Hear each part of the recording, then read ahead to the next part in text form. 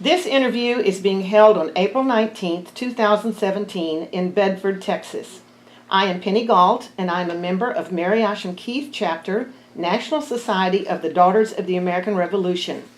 I will be interviewing John Rogers, a veteran of World War II and Korea.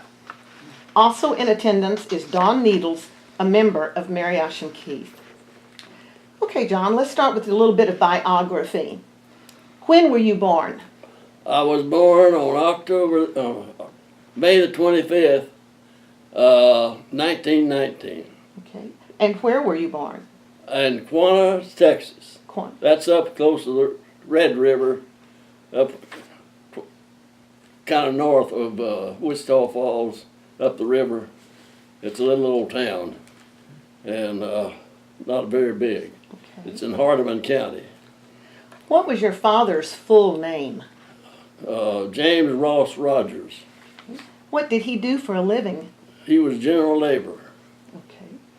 What was your mother's full name? Merwin Sue Griffith Rogers. Okay. And did she work outside the home? Yes.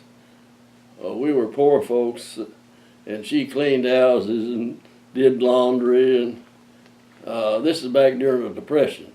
I mean, the real Depression. Right. And I remember she bought us a refrigerator, and the payment was $6 a month, you know, but we had ice.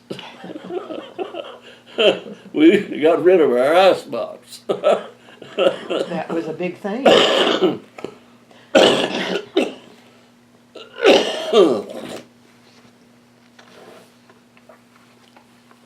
Did you or do you have any brothers and sisters? I had 3 sisters and 2 brothers. Okay. Would you give us their names? Lois Neoma Rogers, Pansy Amy Rogers, Eva Louise Rogers,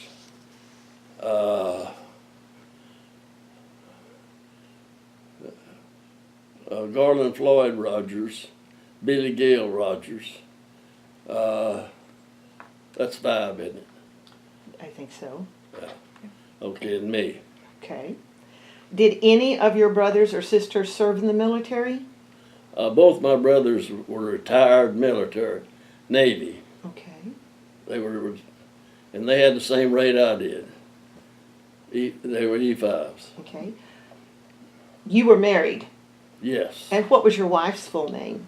Elsie Marie Melton Rogers. Okay. And you had children? Yes. Can we have their names? Eva Louise Rogers, Clella Mae Rogers. Clella Mae is one word. Okay. And Catherine Sue Rogers. Okay. 3 children. 3 girls. 3 girls. Congratulations. Well, What were you doing before you entered the military? I was a machinist at Reed Rotor Bit in Houston, Texas. And I worked for him for 25 years. Okay. Were you drafted or did you enlist? I enlisted. Okay. What branch of the military did you enlist? The United States Navy. Okay. And what was the date that you entered the military? May the 25th, 1942. Okay. So my birthday. One way to remember it. Okay. Let's start from the day you left home to go into the military. Tell me about your military service. Well, first I'd like to tell you where I was on December the 7th. You married? My wife and I and our only child spent the day at Galveston. Had a great day outing on the beach at Galveston. And when we came home that night, this guy Henry, his last name was Henry. That's all I can remember. He said, "Has it got an extra out?" I said, "Man, I'm telling you, I'm give out. Let's go home. I want to go to bed. So we didn't pay any attention to the extra. The next morning I woke up and I was in the garage apartment, and these people down below us was talking about the war. And I stuck my head out and said, "What war are you talking about?" That's when I found out the Japs bombed Pearl Harbor. And then, of course, we went through a lot of things. Blackouts, you know, the in the Atlantic, the German subs were really tearing up our merchant fleet, and so it was really depressing to me. And then when I got 6 months later, when I got I wanted to bring out also that on December the 6th, this country was in a turmoil like it is today, but on December the 8th, it was won. Everybody said, we're going to win this damn war first, and then we go back to fighting each other. So anyway, I was downtown on my birthday, and they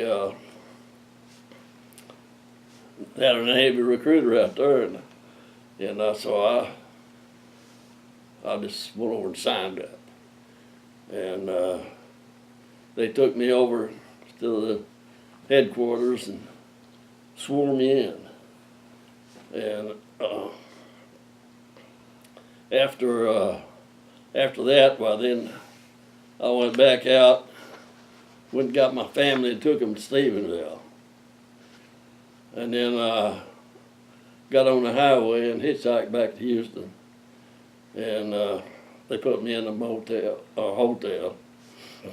And we sat around there until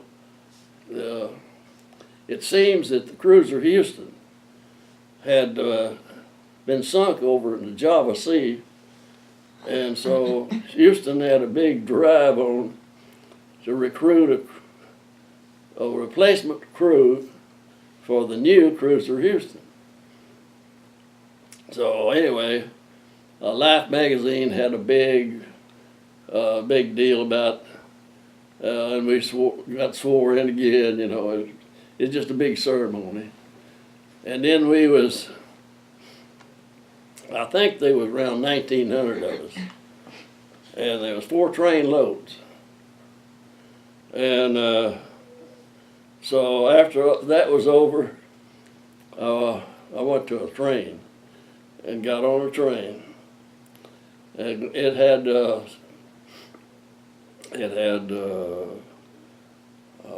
Pullmans, but they weren't air conditioned. And they were manned by blacks. In other words, the cooks and the porters and everything. And so there was some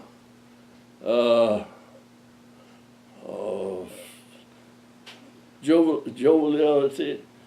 You know, those blacks are having a little fun. And I never was involved in anything like this, but some of the whites got on to the chief about them niggers, you know, should be quiet. And so he quietened them. And anyway, we took off on that train, went to, come up around Fort Worth, where the main line is. And then we got on the main line to El Paso. Now, I don't know where the other 3 trains went, but they didn't go the same route I did. And when we got to El Paso, well, we went into Old Mexico. No air conditioning. And we went through the northern desert of Old Mexico. And that took a couple of days. And so then we came back into California on this side of the Rockies. And we picked up another engine because we was going over the Rockies. We had to go uphill someplace.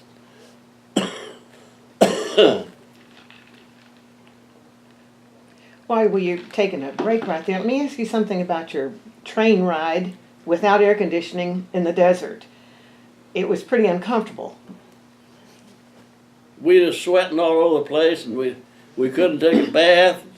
Did you have sleeping quarters? Oh, we was in Pullmans. Oh, okay. See? Okay. Now, see, I'm not familiar with train travel. So what is a Okay. Pullman?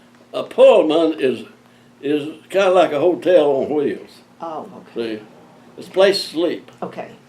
And it's got a restroom and place to smoke. Right. Right. Everybody smoked back then, Right. you know. Right. But anyway, Okay, you've picked up another engine and you're getting ready to head over the Rockies. yes.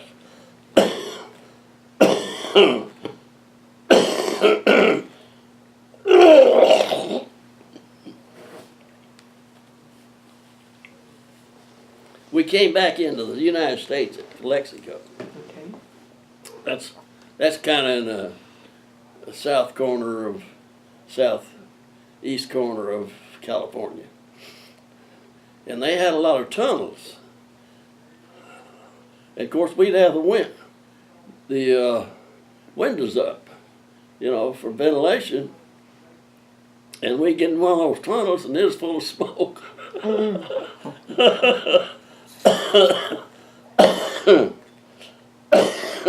Anyway, the way we went, and then we finally got to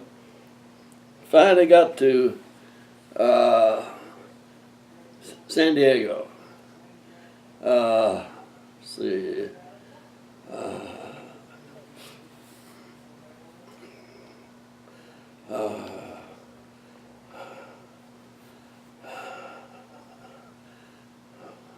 And when I got to San Diego, of course, we was out on the grinder. What's a grinder? Grinder is kind of like a parking lot. Okay. You know, it's where we march and all that stuff. Okay. And they kept coming out and announcing the head was over here. And so I stood around there for about an hour. And I said, well, I got to go to the restroom. I got to find out where the restroom is. And so I went over to one of them sailors and asked them, where in the world is a restroom? And boy, did I get a lecture on the head.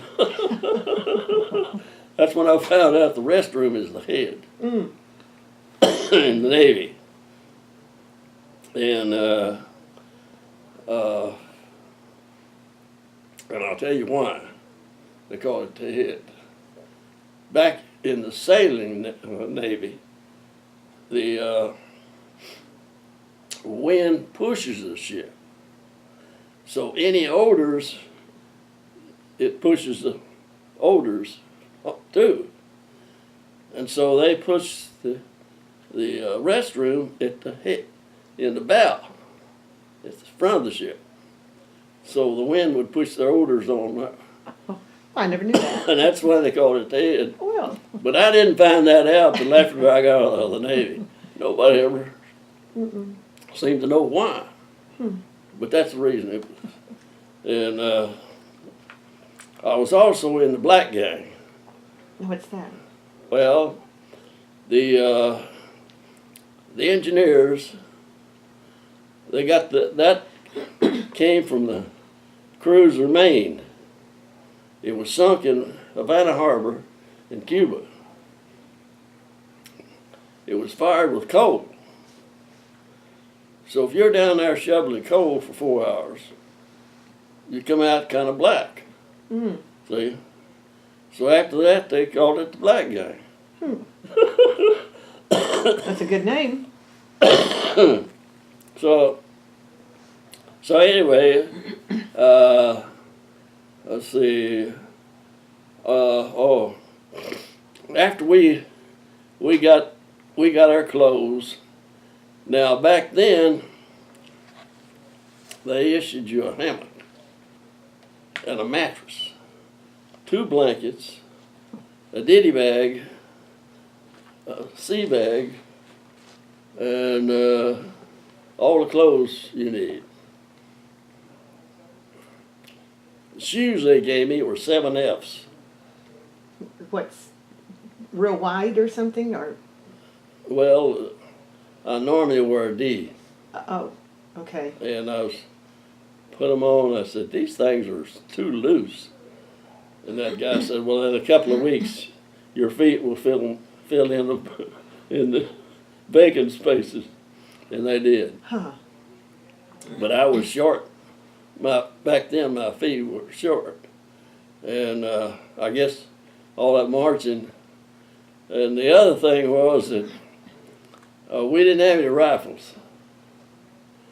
They were out there using them. And I was assigned to Camp Decatur. And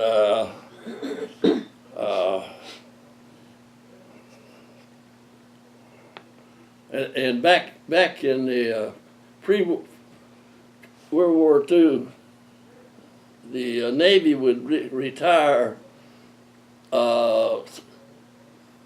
chief at 16 years. Now it's 20. You know. Anyway, we had a 16-year chief. This was our DI. Well, after we'd marched around 30 minutes, he'd give out. So he'd march us over a shade tree and tell us sea stories. To us, it was real educational. Because we didn't know anything about the Navy. They got a different language. We had to find out. So anyway, one day they marched us out on the grinder, everybody. And we stood out there for 30 minutes, and then they said, okay, relax. So I sat down on the grinder and went to sleep.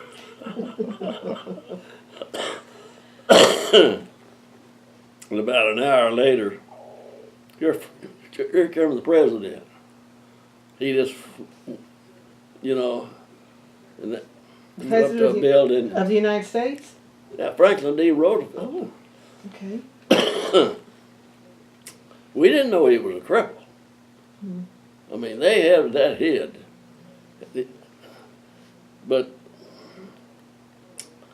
Franklin D. saved our democracy. And he had one opposition senator that, boy, was giving him a hard time. And because he was trying to help England. We knew that, in fact, I talked to some sailors.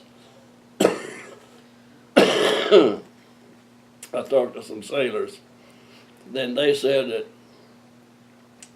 about the time I enlisted, they was dropping ash cans on German subs in the Atlantic. What are ash cans? Well, they're about that long, about that big around, and they're loaded with TNT. Okay. And they get down to a certain level, and they go boom. You've seen movies. Right. Well, if the water goes way up, well, that's shallow. They're setting them off at about 25 feet. If they go at 300 feet, it just kind of shakes the top of the hook. And my first ship was a subchase. So anyway,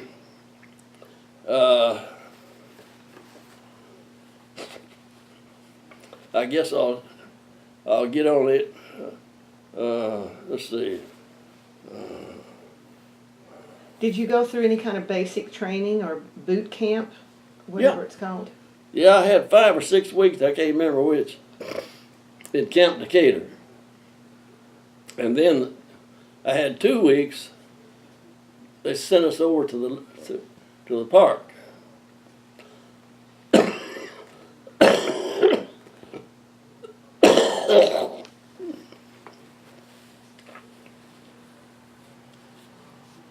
And over at the park, they had a blood drive. There were 5 Rogers in my group, and 4 of them signed up for donating blood. And they come looking for me, and so they said, "We're going to go give blood. Come on."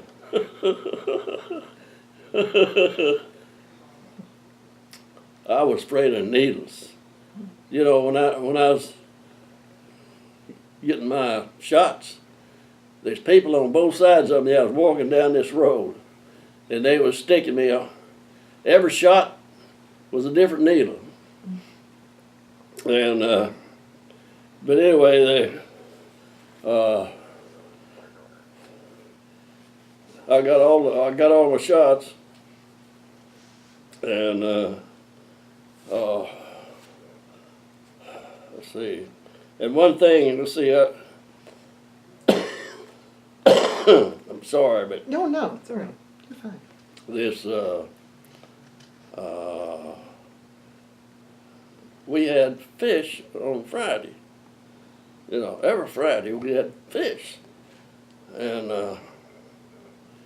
I said, "Why is it we always have fish on Friday?" And well, says the Catholics can't eat red meat on Friday, and they couldn't at that time. So, but I liked the fish, so I wasn't complaining about the fish. I just wondered why we had it all for Friday, and so I think we had a barracuda. Anyway, I got a bone in my throat, and so I went down to the sick bay and checked in, and I told this doctor, I said, "I got a bone in my throat." He said, "You ain't got a bone in your throat." I said, "Yes, sir, I got a bone in my throat." "Oh," I said, "Okay, let me see." He looked at it and he says, "You got a bone in your throat." And then about a week later, I was in there for something, and he says, "You're the guy that had the bone in his throat." But after our boot training, it was mostly just marching around, because we didn't have any rifles, so we didn't get any rifle training. In fact, I never fired a rifle while I was in the military. And the only weapon I ever fired was a 20 millimeter at a target. And I was loader on that 20 millimeter. And this cartridge case was so heavy that I couldn't lift it high enough to load it. But anyway,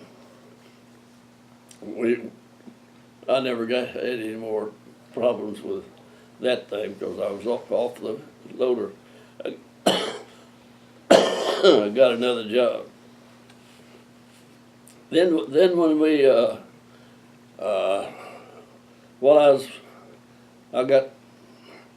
after I got through the boot camp, I went to a machinist school, and that normally I think is 12 weeks, but I think we did it in 4 to 6. What they did is they gave us a block of cast iron, and we were supposed to file it square.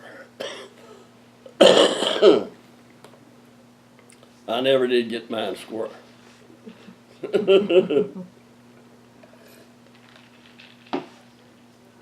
But anyway, after that school,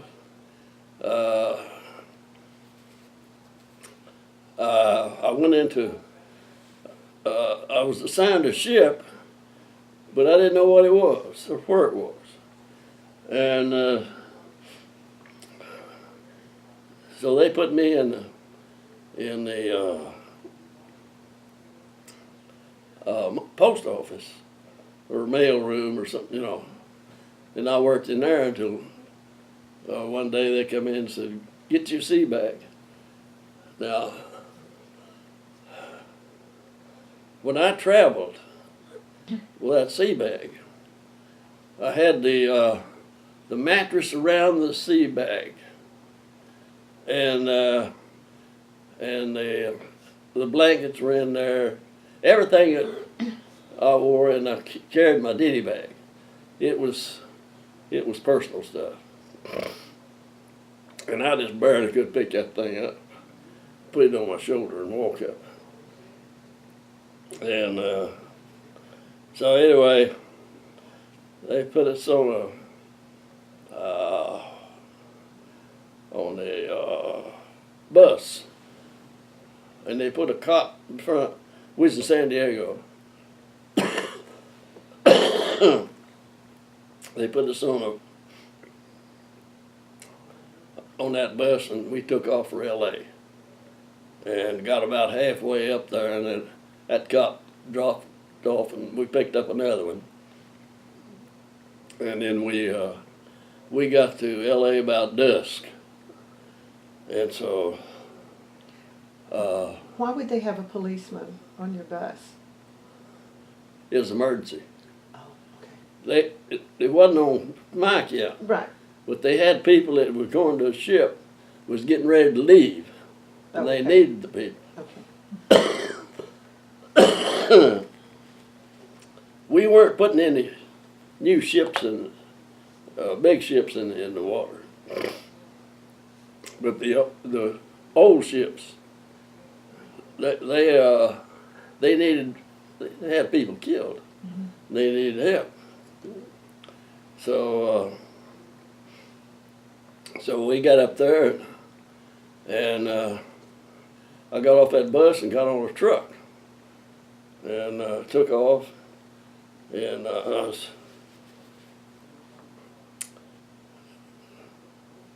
we went through a gate.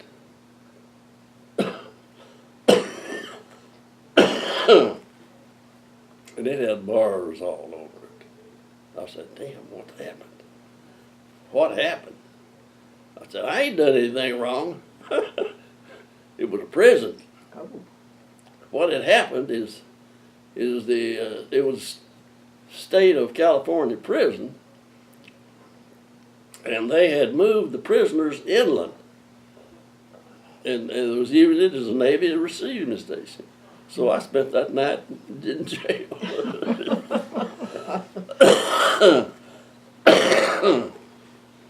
Then next day, they come and got me and took me over to where my ship was. It was the SC-722. It was 110 foot long, had a 20-foot beam, that's 20 foot wide, and it had a wooden hull, and it had two 500 horse diesels, General Motors diesels, for main propulsion. It had a 3-inch gun. It had 2 or 3 20 millimeters, and that's the one I fired. And it had ash cans and had something else. I think they called them spiders. In other words, it had a bunch of depth charges. It was about so long and had this ball on it, which was TNT. And what you did is you shot it off, all of them. And it, when it went down, it wouldn't go off until it hit something.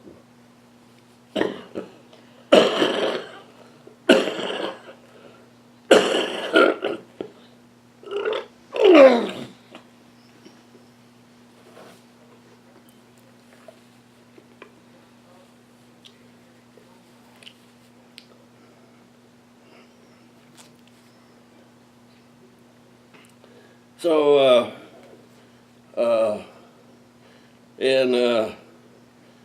so we, the next day after I got there, now it had sonar. You know what sonar is? Kind of like radar, isn't it? No? It's underwater radar. Okay. And they come out with radar and put it on that ship, and everybody's standing around with guns and rifles, you know.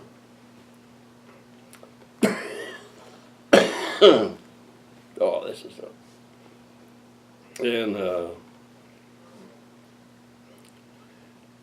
so they put that radar on, but it had tubes, so it wasn't very good. And but the sonar worked pretty good.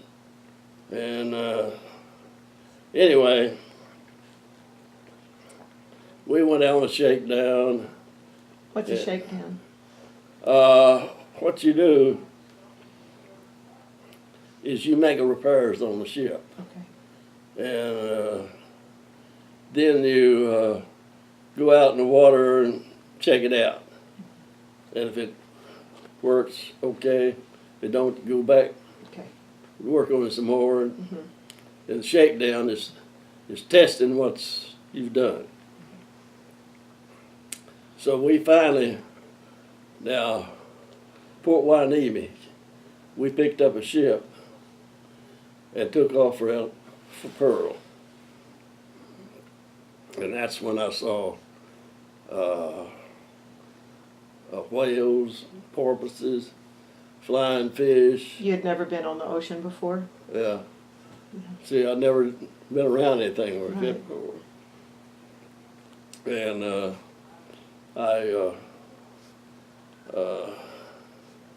I got to be a mess cook.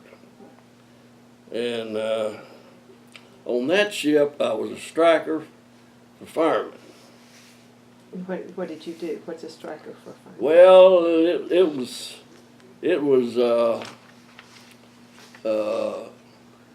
was a motor machinist mate. Okay. See, there's a machinist mate and a motor machinist mate. So I was striking for a motor machinist mate. And so we went to Pearl Harbor, and we found a few floating buoys, and we got some rifles out and knocked holes in them, and then they sunk them. And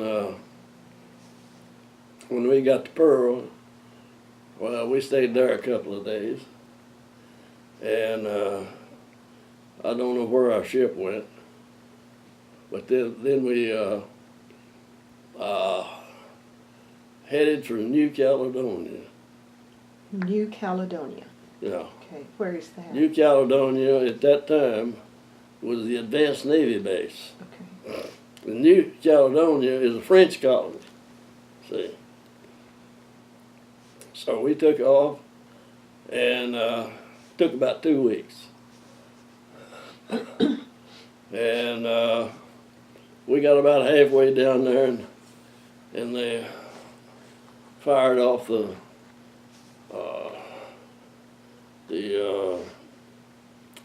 fire system, put pressure on the fire pipes, and we took a bath in salt water, and we had saltwater soap, so it did foam. And but along about the same time, we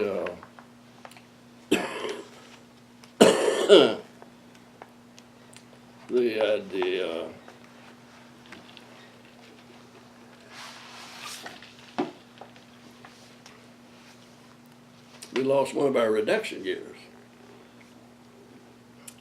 See, it's kind of like a airplane engine. You know, it turns a lot faster than the propeller. And those 500 horse diesels were turning at one speed, and then it was reducing the speed to the screws. The screws, what pushed us will do through the water. So we had one engine working, and our escort offered to tow us, and the captain said, "No, we can make it on one." So we got to Pago, Samoa,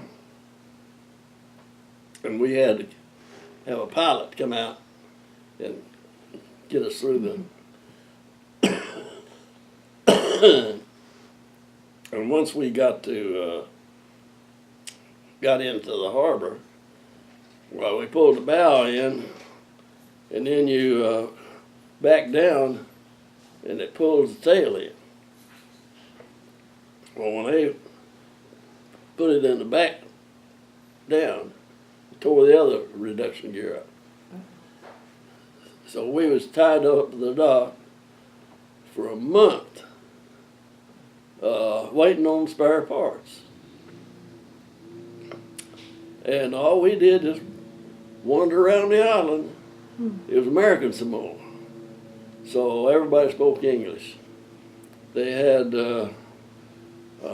native Marines and sailors, and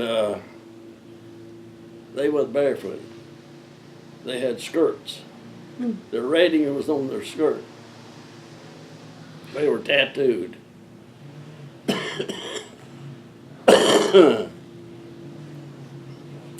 And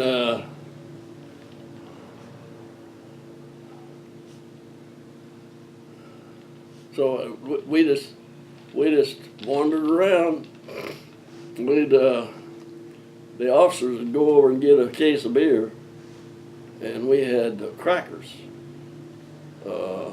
sealed in a 5-gallon container, and we would drink a few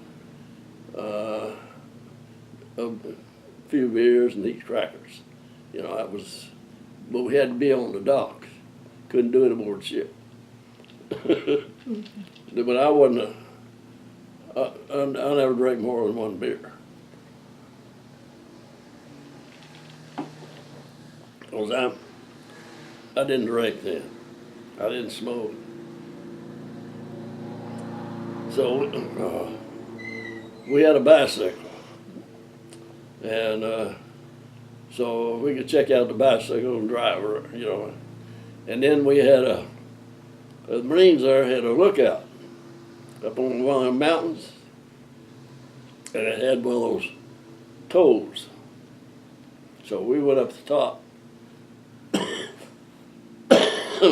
talked to them old Marines, and they told us, so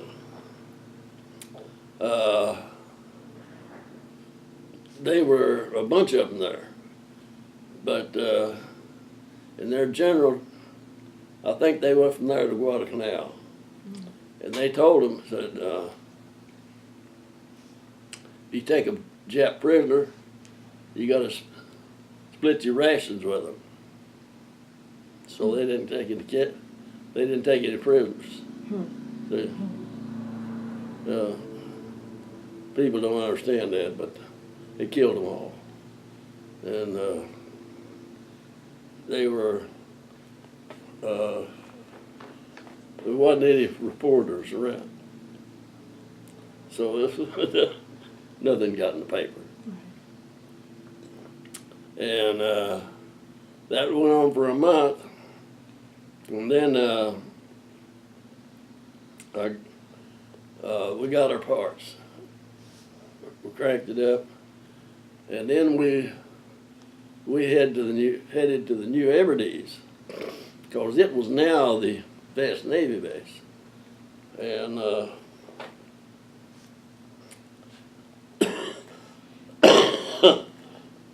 when we got there, well,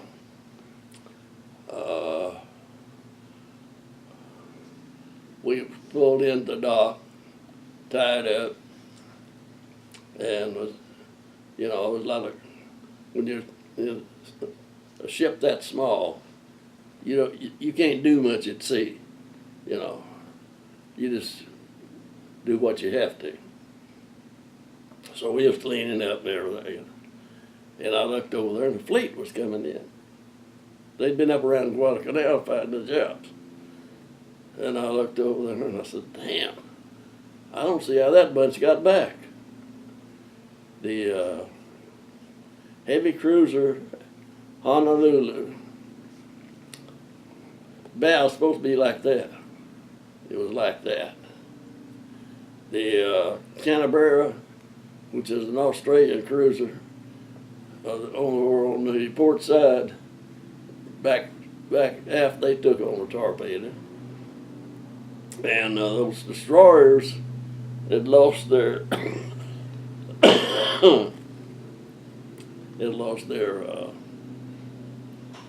bows just above the water, and so it was. But when I left there, the Honolulu, about 8 months later, met them coming back. As I was leaving there. But anyway, we started doing a little convoy duty. If a sub wanted to come in, well, they'd send a message and we'd go out and pick them up and bring them in. So nobody would fire on them. They'd see us with them, they knew we was.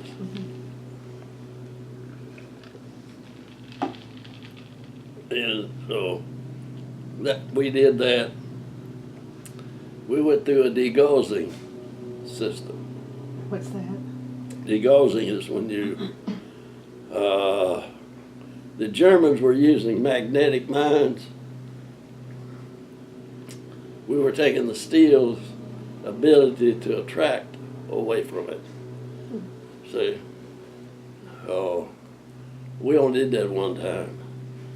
And then we,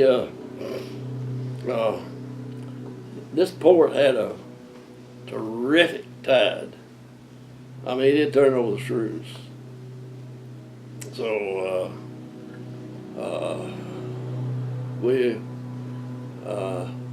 they sent us out. There was, I'm not sure what direction it was. I think it was north of the main base. There was an inlet up there, and they had a buoy. And we went up there and tied on to it. And they're going to have our engine maintained. They was going to work on it.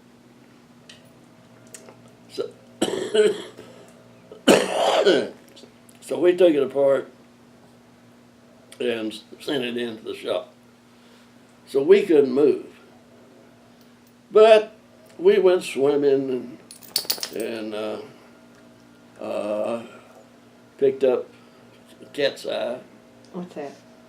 Oh, this little round thing that looks like a cat's eye. And they just land on the beach. And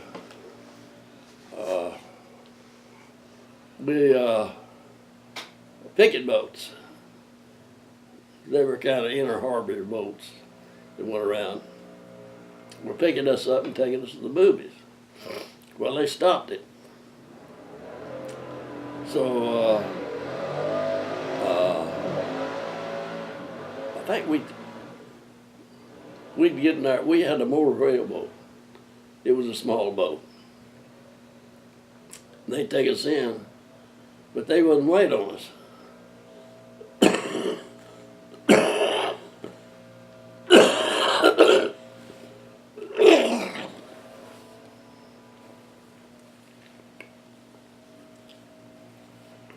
And this, so we'd have to walk back out to where the boat was, where our ship was, and we'd holler, and they'd come over and pick us up with our motor whaleboat. Now,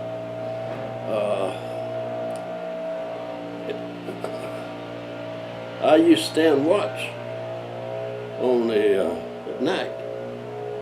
You know, I'd be the only person up, and I had a 45 on it, but didn't have any ammunition.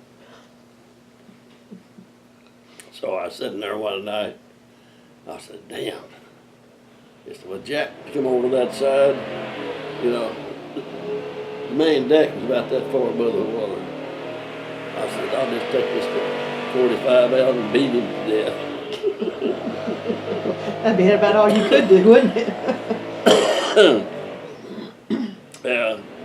Anyway, one time when the tide shifted, I was swimming. I was the only one swimming. And there was a deal on the side of our ship. You could grab a hold of that, hold on, and then reach up and get one of the cables, pull yourself forward. Well, I stayed out too long. When I got a hold of that thing, I couldn't hold on. So I was drifting out. And I knew there was a minefield out there. And there wasn't anybody around, so I couldn't holler for help. So, I mean, I was shaking. I was so scared.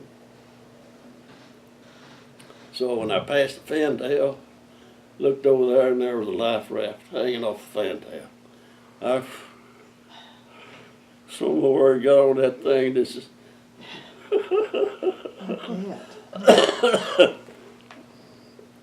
You know, it's.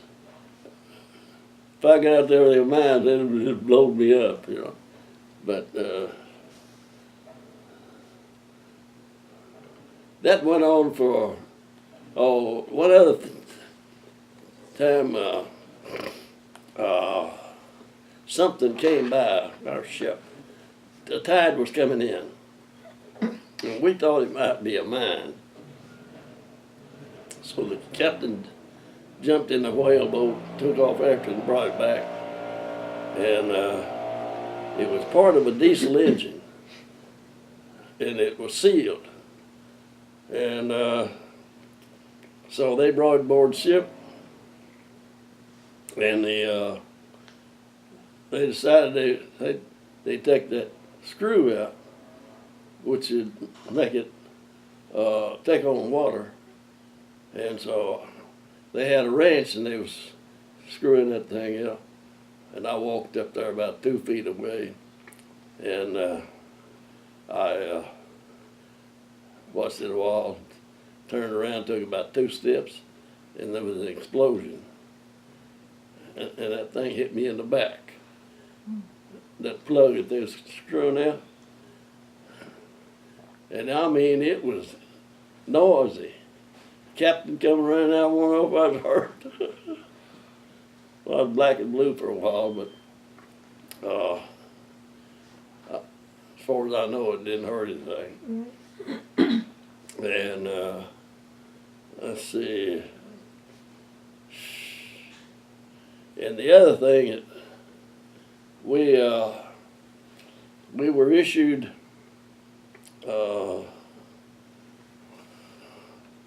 amphib What's that? shoes.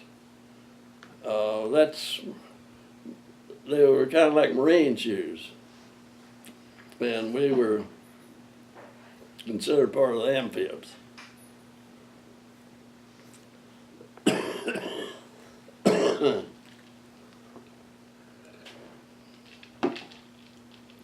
Then the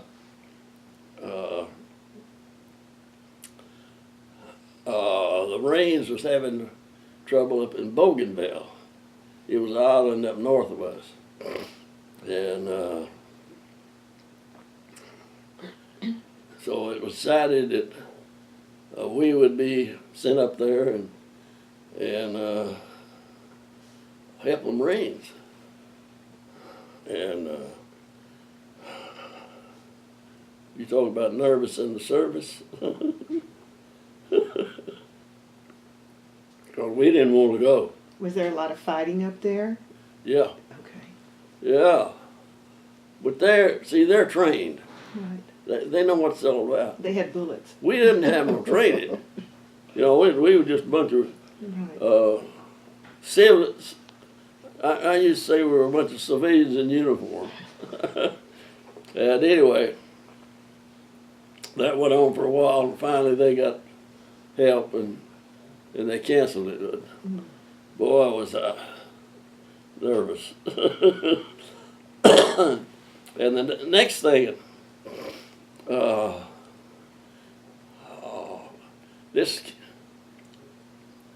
this captain that we had went to Annapolis, but he had a bad eye, and so he got transferred. And the executive officer was a weirdo. He was always looking for more guns and knives, and he was looking for a medal.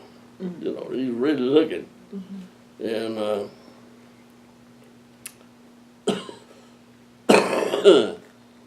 And we wasn't looking.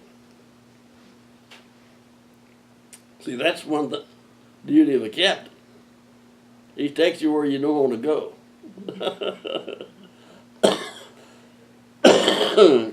You think we're a bunch of heroes. Hell, we just drug along. He was the hero. Anyway, when the captain left, he went to a little bigger ship. Then the executive officer took over as captain, and he promoted everybody he could. He promoted me. I was fireman second, and he made me fireman first. Fireman second is probably the same as a PFC. So let's see. When he promoted me, I was E4.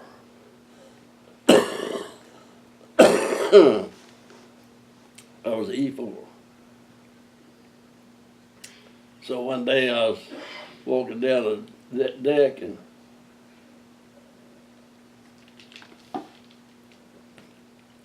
the executive officer came by and he said, "Go pack your cig bag, you're going home."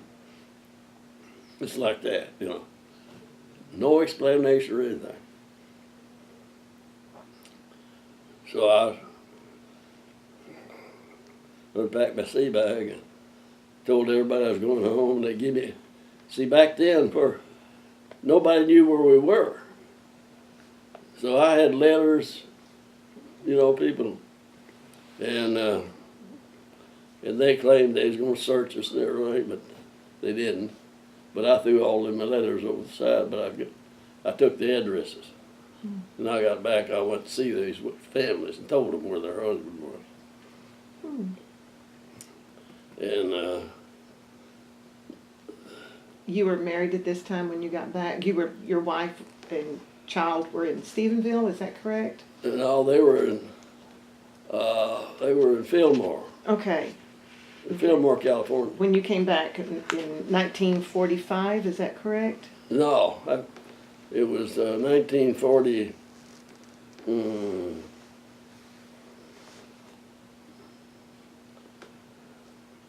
I think it's 44. Okay. When you came back, they were there. What about your parents? Were they still living? Well, I came back, see, and that ship took 3 weeks to get me to San Francisco. Whew. And when I got out, I stood around there a while, and I wasn't told them. I said, I'm supposed to tell emergency to you. And so they chewed me out because I didn't tell them that.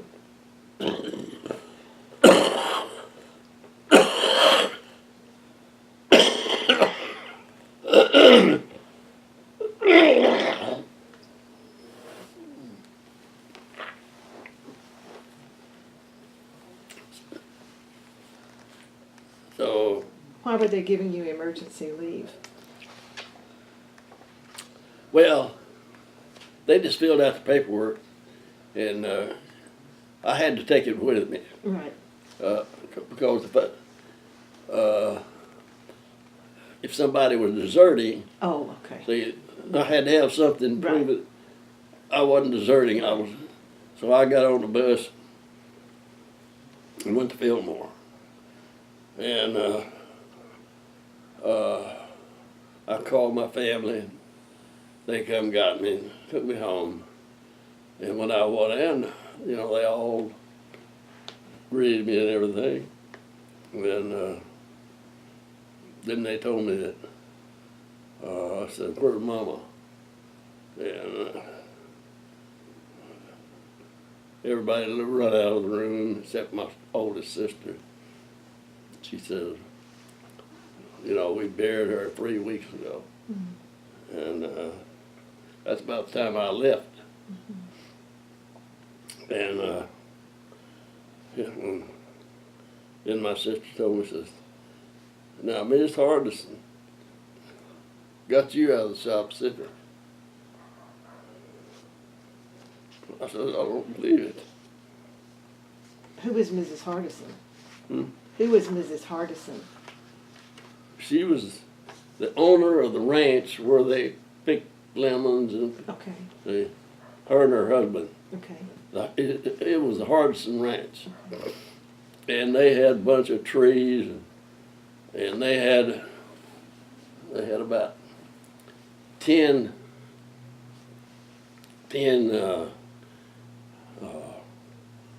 shacks Mm-hmm. that these people lived in. Mm-hmm. The workers lived in. And anyway, She got you out of the South Pacific? yeah, and so I said, "Well, I'll go over and thank her." And so I did. And but she never explained how she did it. And I said, I told my sister, I said, "How in the world did she do that?"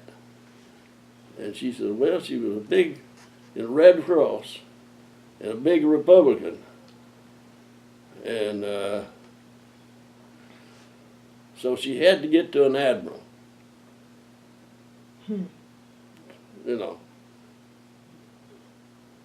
But if my family had been rich, I wouldn't have told you that."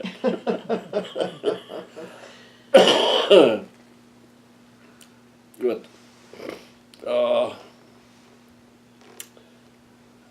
I spent my 30 days there with my wife and daughter, and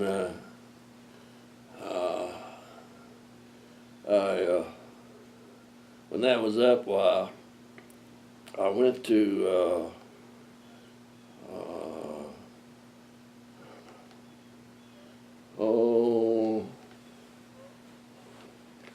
it's the Navy base right across the bay from Seattle.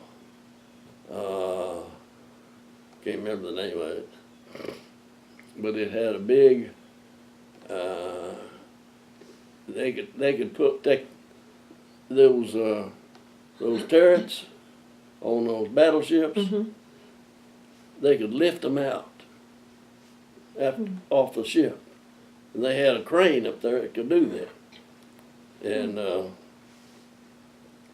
Bremerton Navy Yard. Anyway, so they had a pre-commissioned school for at the Canis Bay. Now, I was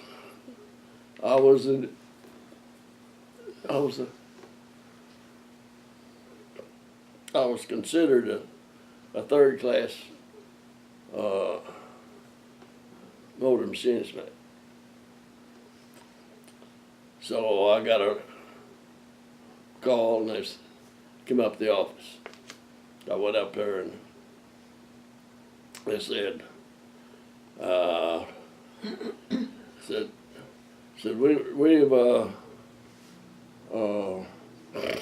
we're starting to get women into the Navy now, and we gotta get rid of coxswain. Now, a coxswain is a third-class boatswain mate that he's kind of the big wheel on that motor whaleboat. So you couldn't call a woman a coxswain, you know. So anyway, they changed it to third-class boatswain mate. And so, and when they did that, they changed you to a third-class machinist mate. And I told her, man, I'm not a machinist mate, I'm a motor machinist mate, striker. And I was fireman first, you know. And he said, did you go to that machinist school down there in San Diego? I said, yeah. Well, he said, well, everybody went to that school is going to be a machinist mate. So I was a machinist mate. And boy, he really, when I left there, he said, so long, machinist mate.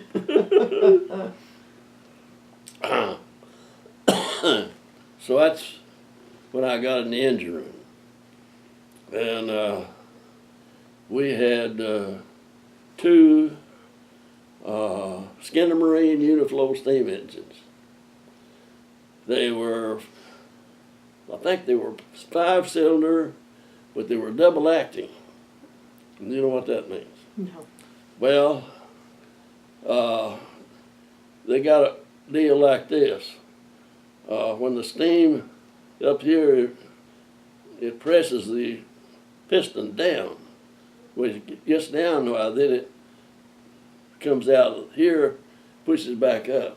See? Okay. Now that the superheated steam, you know what that is? Really hot? No water. Oh. No water. So we had to put in oil to grease the cylinder walls. And then once the water went over in the condenser and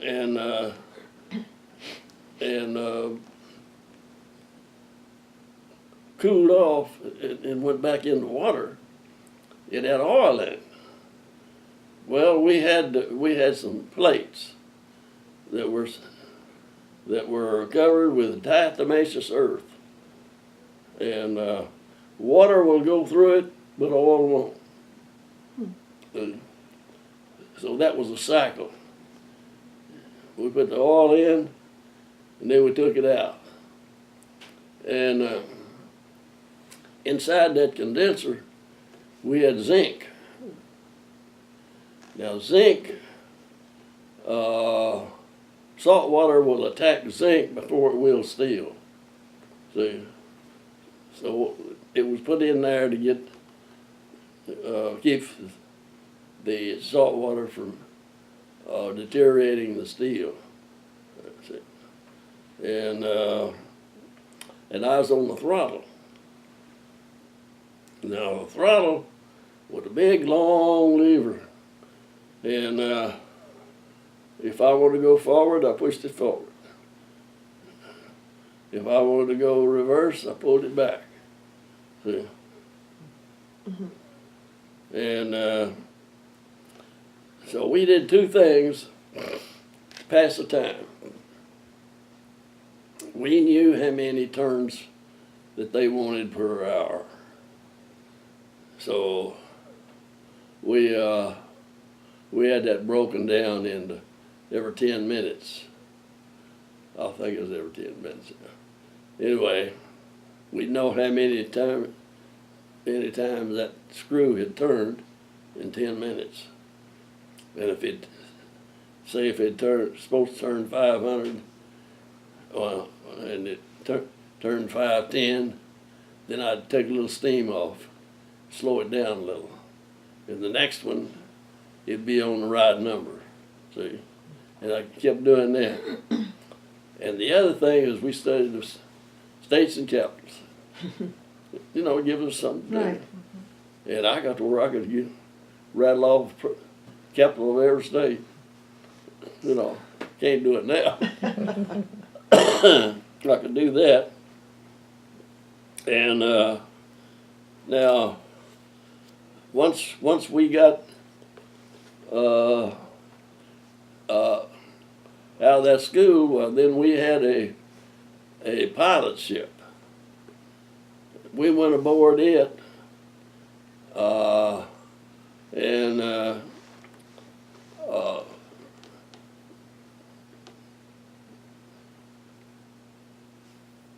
practiced what we'd learned in school. And then when that happened, I think we had 2 weeks of that. Well, then we went to our ship, and we put it in commission. Now, we had a few people there to help us, but it was pretty simple after that. And we went on our shakedown, and we put the ship in commission. And the captain was, I think his name was Brady. And let's see, he was out of the training command in Jacksonville, Florida. And so we went to San Diego. And during the war, that's when we was really fighting the Japs. In other words, we was equal to them then. And so what we did is pilots would come out there and land and take off. You know, when they got the right number of takeoffs and landings, well, then they were transferred to the fleet. They went into a big ship. And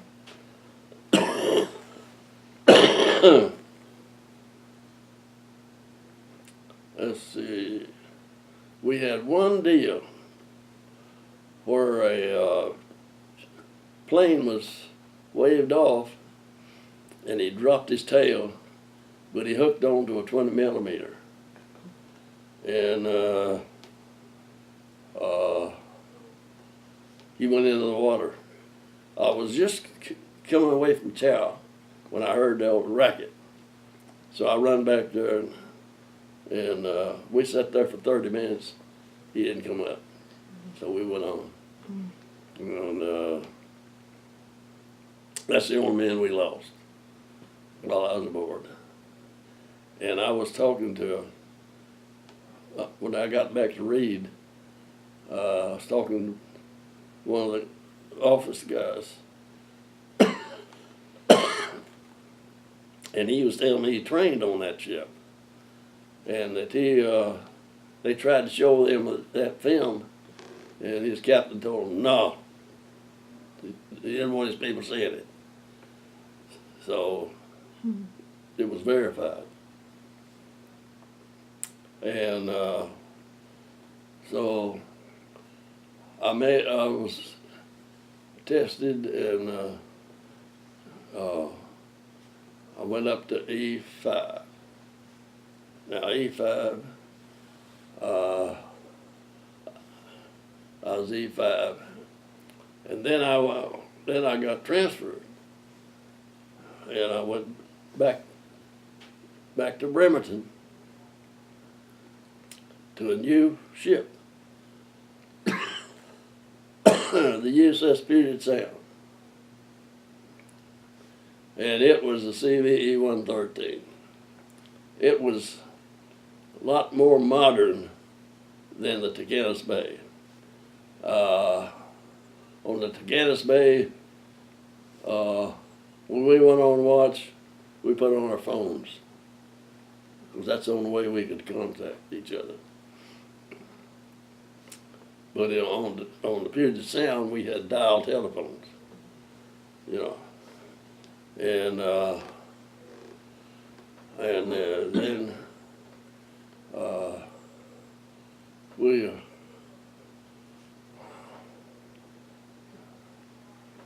went through the same procedure, and finally we took our ship on shakedown and went down to San Diego, and then we found out that we was going to be in on the invasion of Japan, and it was supposed to happen in November. We didn't know then, but we know now that we was going to invade Japan in November, and so we was down there getting everything corrected that needed, and while we was there, somebody come in one day and said, "Man, they dropped an atomic bomb. What's that?" And you know, nobody knew what it was about, and there's so much TNT and all that, and so then we started. Then a week later, they dropped another one. The war was over, and I didn't have enough points to get out. And I'd been in 3.5 years, and most of that time overseas. You had to have points to get out? Yeah. And well, they had a point system. Okay. According to the Army, I had plenty of points. Right. According to the Navy, I didn't have enough. Mm. So then we took off for Pearl. Took about 2 weeks. We went out there and did a little maneuvering, you know. And then we got into Pearl a while. I had a wife and 3 kids. And when the Navy was 1, come out with 3. And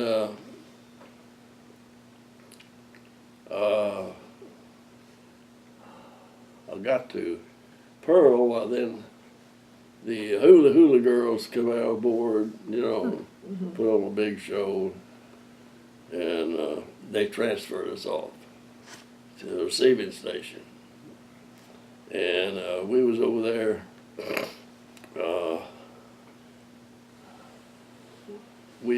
Where we were, there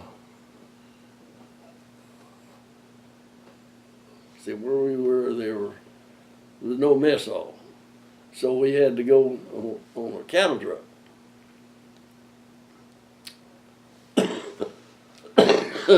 So we'd load up on this cattle truck and go over and eat, and then they'd bring us back. And so this time, let's see now,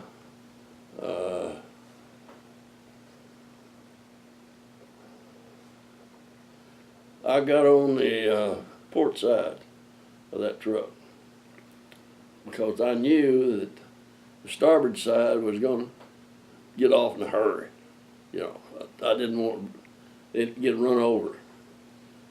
So, so on this particular trip, as we came back, I was on the inside. Now, when they turned around like this, I was on the outside. And so I was standing over there holding onto the rail, and all of a sudden, here it came like this. And I fell right on top of everybody. We turned over. Oh. And some guy was screaming and hollering. He was between the cattle guard, the sides. Had his head sidebar on his head, and he was on top of another one, you know. So we jumped up and picked it up so and got him out. So he could holler, but there was a guy laying over there. I could see the bone in his leg. Everybody that jumped got injured. And that guy got a court martial. He was driving too fast. See. Anyway, it wasn't long till it was time to. They had an LST, landing ship tank. It's like that. It's so long it just bends like that. And you can run faster than it goes. You've seen them go up to the beach and they drop at the front. On and then they drive them tanks out. Well, that's what it was. And we was our cots were down on the hangar deck, and so we got out at sea, and it's during the World Series, and so they hooked up a bunch of speakers, and we sat up there and listened to the World Series on the way home. Then we got out there about halfway and had engine trouble. And so we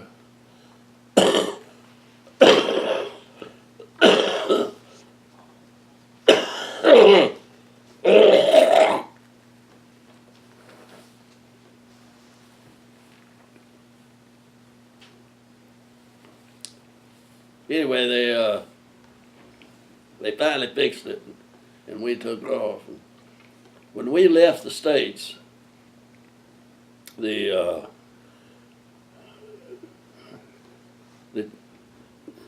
distribution system of veterans was a mess. But that, about a month, or maybe a little over, we was gone. Boy, they had it straightened out. When we got to San Diego, we marched right over onto the dock, right up to the railroad tracks, and got on a train. Now we were doing most our travels back then was on train or bus, and so we went up to L.A. and then I got on a train to Houston, and of course, you know, several days, and so I was a person that I wouldn't sleep with another man. You know, I just didn't do that. And sometimes the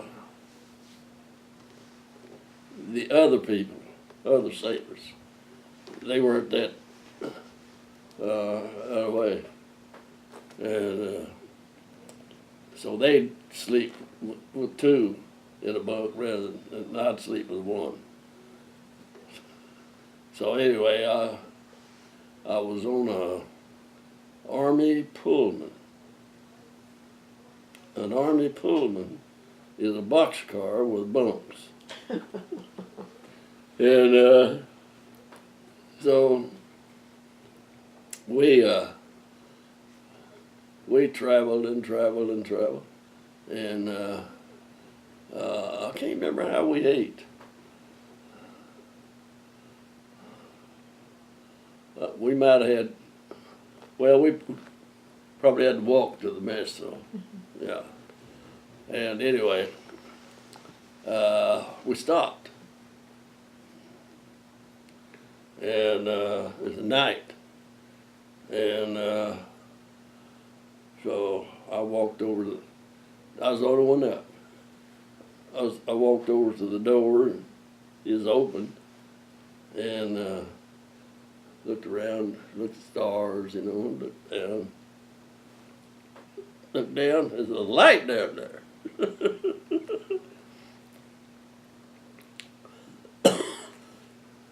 we're in the middle of the Pecos River Bridge.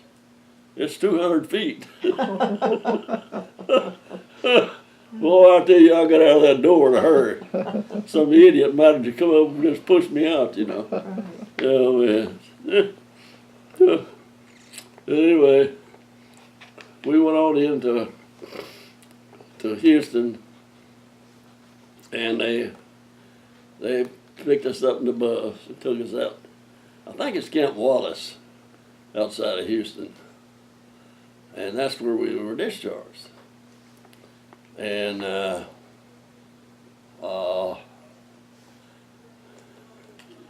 yeah. So we started going through the process of getting discharged.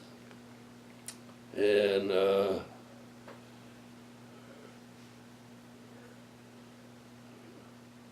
German prisoners were feeding us. Now, This was in the United States? yeah, in Okay. Camp Wallace, Okay. in Houston. Okay. German prisoners. And anyway, I saw these people coming. I was sitting in there next to a guy, and I was reading the paper or something, and he was doing something else. These guys was sweeping. And so one of them had a P on him. And, you know, the Navy has a PAL, prisoner at large. And I just said, well, I don't know where the AL is. And I just accepted him as a PAL. And so they come on up next to us. And this guy next to me says, you guys speak English? I mean, I looked at them then. Yeah. Yeah, they were off a German submarine. They'd been captured. And boy, they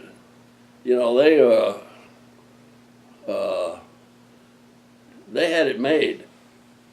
You know, Yeah. I don't know whether we paid them anything or not. I think we did. But we give them jobs.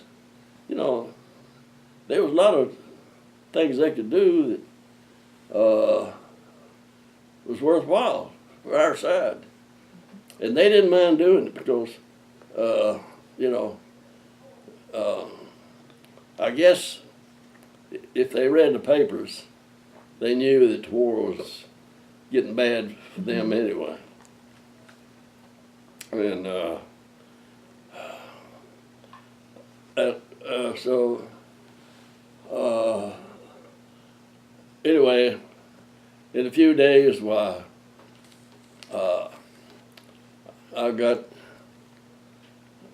think I got some money, got paid off, and I got my discharge, and they put me on a bus to Houston, and I went out the gate. Now you can imagine, for 3.5 years, I had never made a decision. They were all made for me.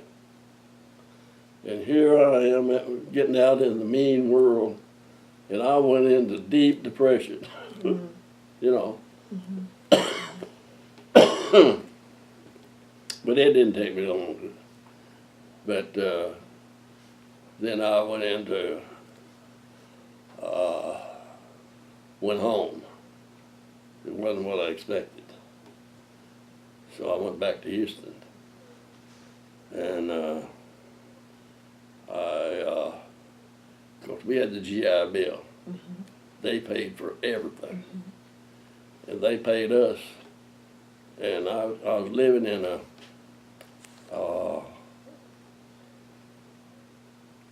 camper. Me and another guy. And at the university, I was looking for the University of Houston. I went out there and drove around all that area, couldn't find it. So when I back up there, I passed the station on the way up, and I said, "I'm looking for University of Houston. Where is it?" He said, "Right back up there where you came from." So I went back up there and signed up, and got in the University of Houston. But I went back to work for Reed Roller and then Reed Roller came up with this plan. They took 2 veterans and 1 machine, and I run it Monday, Wednesday, and Friday, and every other, 1 week, and Tuesday and Thursday the next. And I run it Monday, Wednesday, and Friday, and he ran it through Tuesday, Thursday, and the next week he ran it Monday through Friday, and Right, you switch back and forth. And I did that for 4 years. And when I finally went on leave of absence, I was the only one on that program. Everybody else had dropped out. But anyway, and then I joined the reserves. And I made 2 trips. See, in the reserves, you got to go someplace 2 weeks. And the first time I joined, I didn't have to go. So the second time, I went to Great Lakes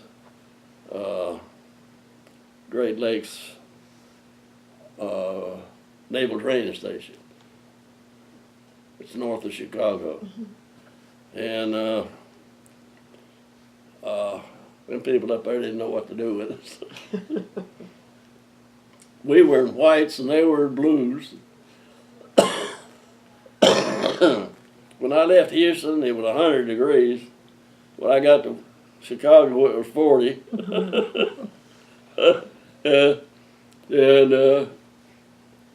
But a couple of things happened to me there that I'll never forget. And I went down to eat, had steak. And so I took my steak and sat down and stuck my fork in it and the blood oozed out. I said, I can't eat this crap. But I was so hungry, I took a bite. Boy, did that thing taste good. And next night, they had ribs. And man, it was the same way. It looked like you couldn't eat them, and they was just delicious. And they had more flies. I remember when I first got there, something was crawling up my legs. And I said, I've never been in a Navy base that had bugs. That's when I found out they had all them flies. They had all that dairy up there.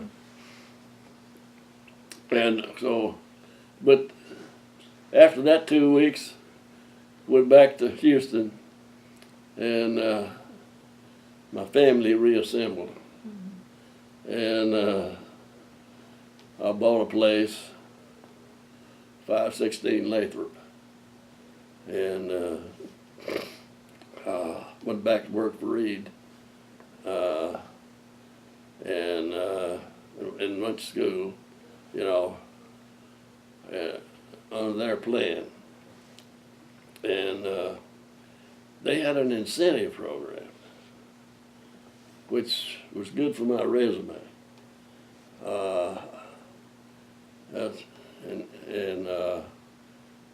Then the next time I went to, I got on a train and went to New Orleans, and the train we was on got on a boxcar. I mean, not a boxcar, barge, and they got across the river on that barge. And then we got on a destroyer and took off for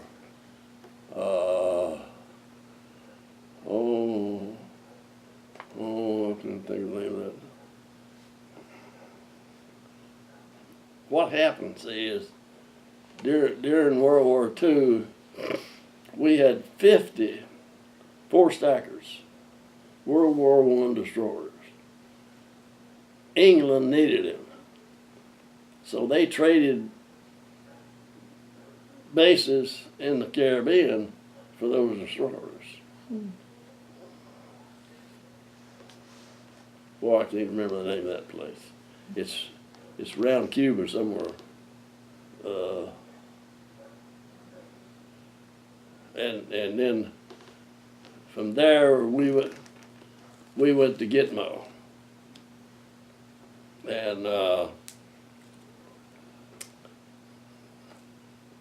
But they wouldn't let us go into Cuba. You know, they was a hole in the fence, but they wouldn't let us in. That's when Castro was really going, taking over. See, people don't realize that Batista was a dictator.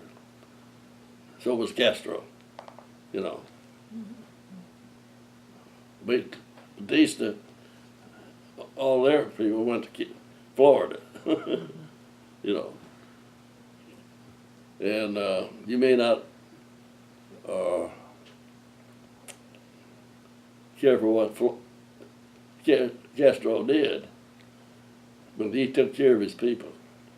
And it's kind of funny. I was talking to a couple of students from the Netherlands. They're not students, they're stepdaughter. I think they pay half of their income for taxes, and then they $400 for their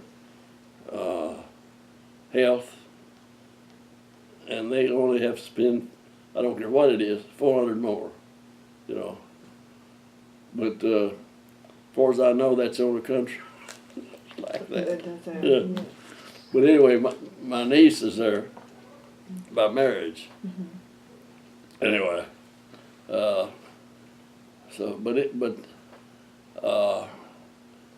When you were down in Cuba, what year was this?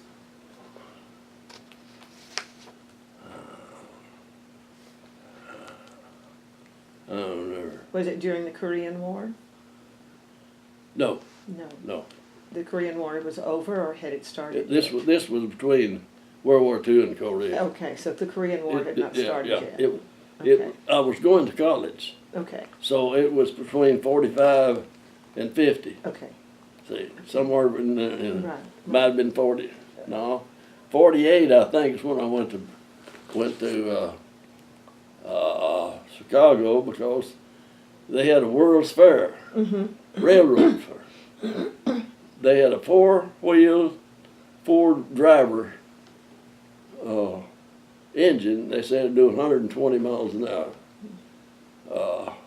from New York. But anyway, okay, we're back in. Your ship had gotten into Cuba, Gitmo. Gitmo. Yeah, You couldn't go in. They wouldn't let you in. That's, of course, that's American. Right. Yeah. And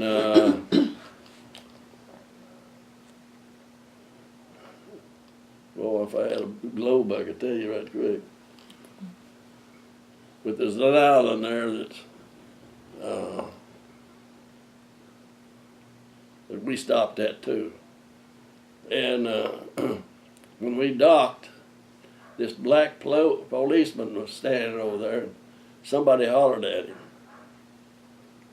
He talked just like them Lammies, you know, and I couldn't believe it. That was coming out of a black man. You know,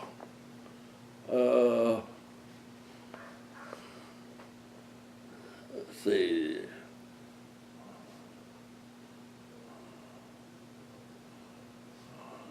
Then I went back. I went back and went, finally. Oh, what happened is in World War II, we loaned Russia a bunch of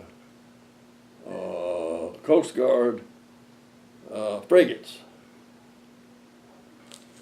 And in early 50, we made big deal with Russia about it. They hadn't returned them. So they finally returned them. Well, they were sitting in Yokosuka Naval Yard in outside of Tokyo. And let's see.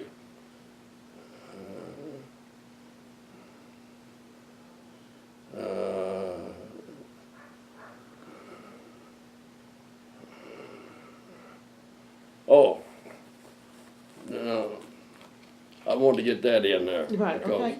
it'll come in later. Okay. Anyway,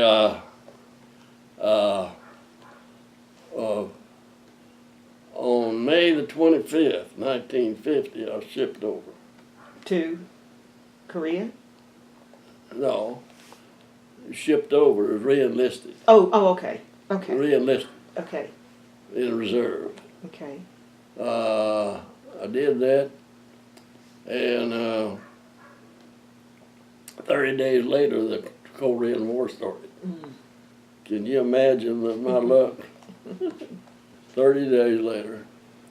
And so that went on for 2 or 3 months. And suddenly they started calling up the reserves. And where I was there at the university, they started calling those people up. And so I didn't think much about it, you know. I didn't figure they would call me. Well, I went out there one night and they did call me. And I was standing there, my knees kind of buckled, and I said, "Yeah."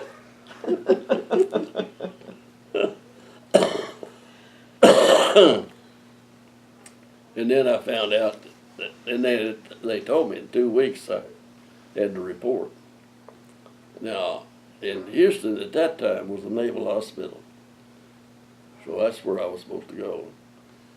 So I went to see my division officer, and I told him, I said, if I can get 3 weeks extension, if I can get 2 weeks extension, I can take the finals and graduate. He said, "Well, I'll talk to the captain." And so I went out there the next week. He said, "Well, I got you 3 weeks." 3 weeks, I didn't have to take the finals. Mm. 3 weeks, I just graduated.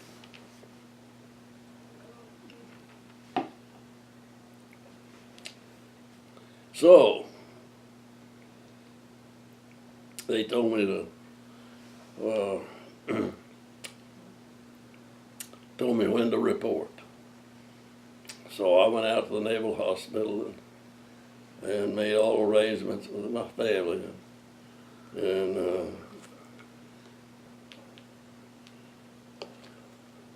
filled out the paperwork. And so this guy, he finally gave me my paperwork, and he said, "Be out at the airport at 6 o'clock. We're going to fly you out to California tonight." So I went into shock. I had never flown. Mm. See? And I took about 3 steps, and I turned around and I said, "How about me taking the train?"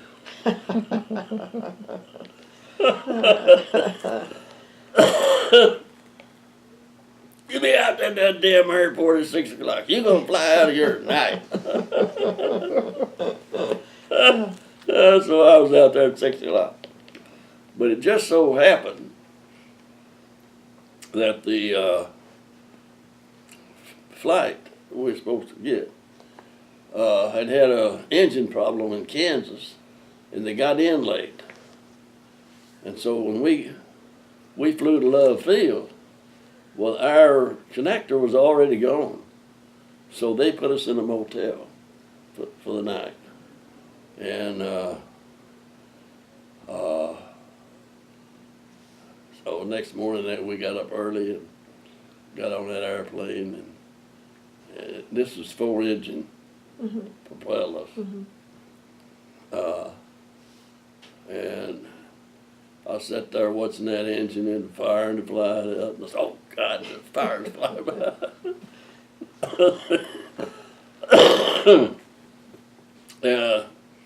So we finally, see, we landed in El Paso.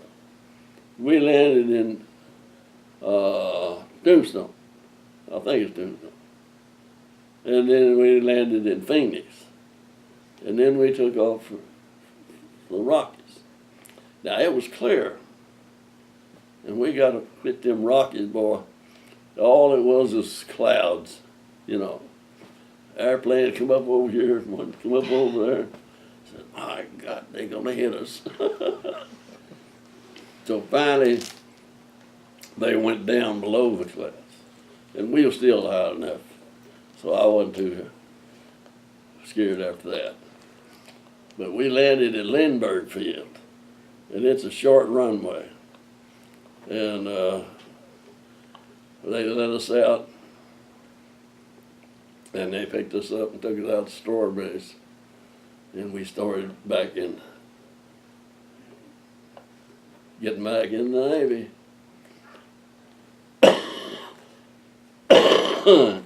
And I can't remember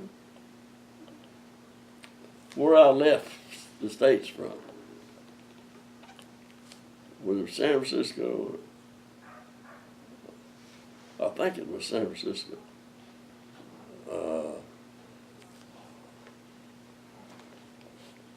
I think we got on we got up San Francisco somewhere, and then we took off for Yokohama.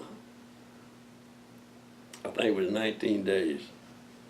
We was on a troops transport, and we got out about a day and a half, and they called us chow, and they give us an apple and an orange and something else. And in other words, the Air Force was mostly Air Force people, and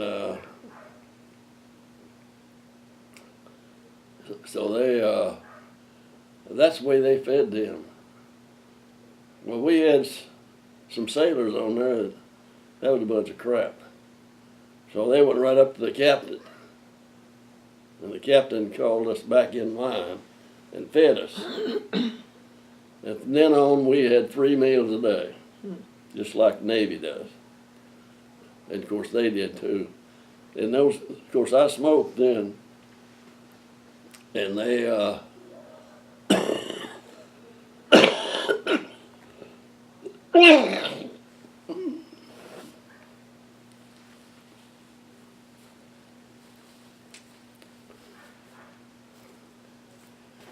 you couldn't walk out on the deck with cigarettes.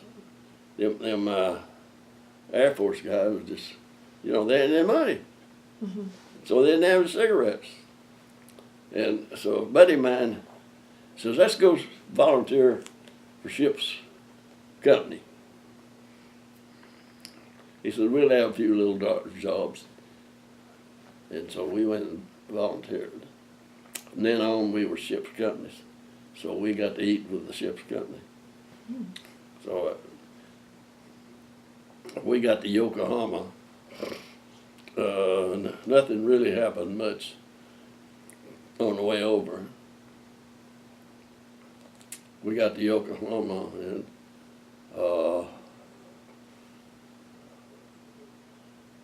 they come got us in a bus, and it was just about dusk. It's about time to eat. And so we went, they took us to mess hall. And I walked in that mess hall, and they had these big round tables.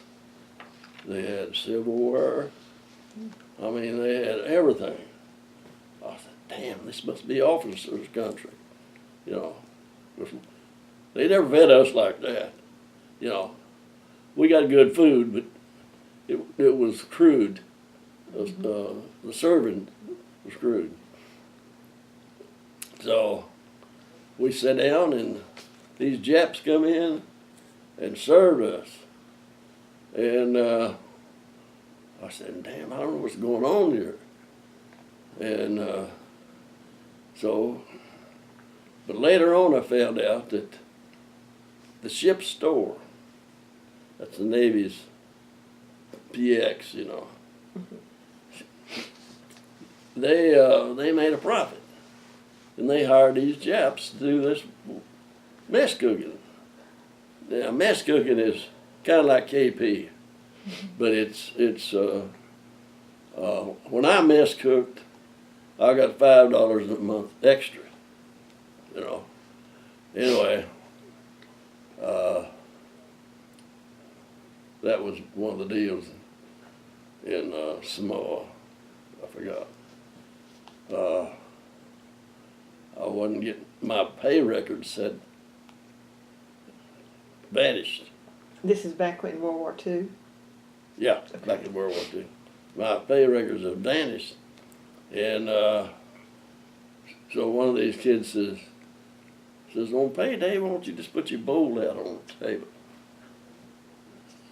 So I did.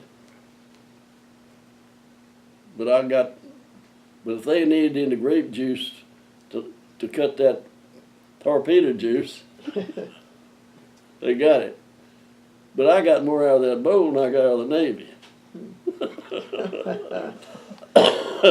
But anyway, let's see here. Back in Yokohama. Back in anyway, we went into a receiving station. And so from there we went to a receiving station. And but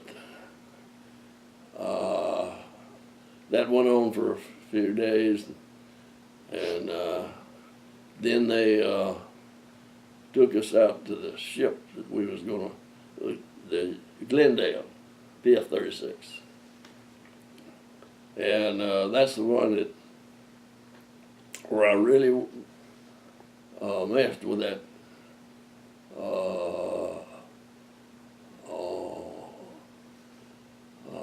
asbestos. That's when I really missed that asbestos. And in fact, I installed it. The Russians just didn't maintain that thing like they should have. And it took us a lot of time, and the reserves officers weren't up to snuff.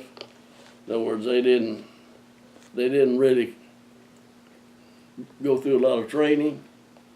And I know, and of course on that ship you had to be on the phones.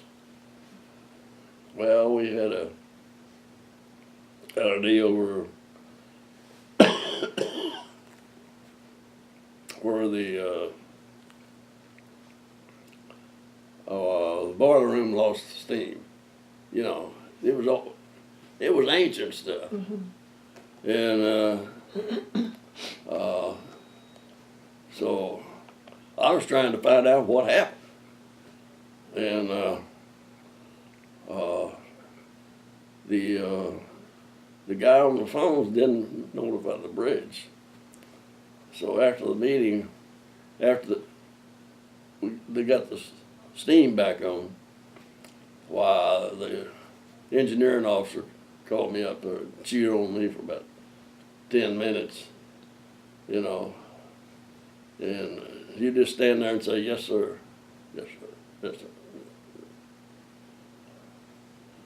But if it's today, I'd know what to say.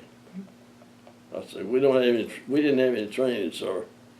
You got to use that, sir.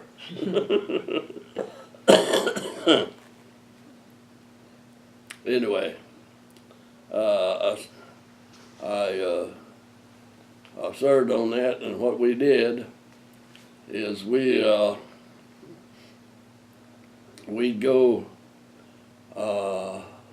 We had a knock in our engine, but we'd go up the clear side. That's the east side of Korea. We'd go up around northern Korea. You know, we go all the way up.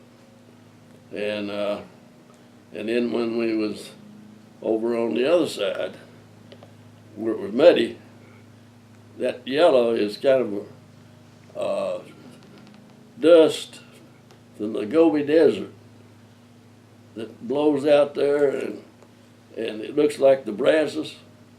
You know what? Mm-hmm. That's kind of yellow it was. Mm-hmm. Yeah. And so it that's the reason they call it the Yellow Sea.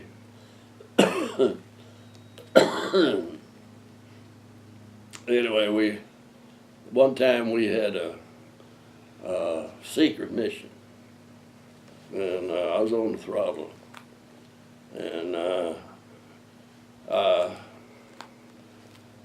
took I called the bridge and wanted to know where I was going. You know, my log's supposed to state where we're going, and they'd say, well, you know, I don't know yet. And so that went on for days. And finally I says, was it a secret? It was a secret, all right. We pulled into this open cove, dropped anchor, sat there for 3 days, and then we had some limeys with us. You know what a limey is? Englishman? Okay. Limeys with us, and they're supposed to go over and get some prisoners, and we'd go back to Japan. Then we started going to Sasebo. You know anything about Sasebo? No. The Japs had 2 big Navy bases. Yokosuka off of Tokyo, Sasebo off of down south. There's a inlet. There's a kind of a river like between those 2 islands. We went through there once, and I had studied throwing the links in World War II. I said, wonder what that is. Well, on that frigate, we threw the links, and all it is you got to be strong enough. Your link is down here, where this working forward,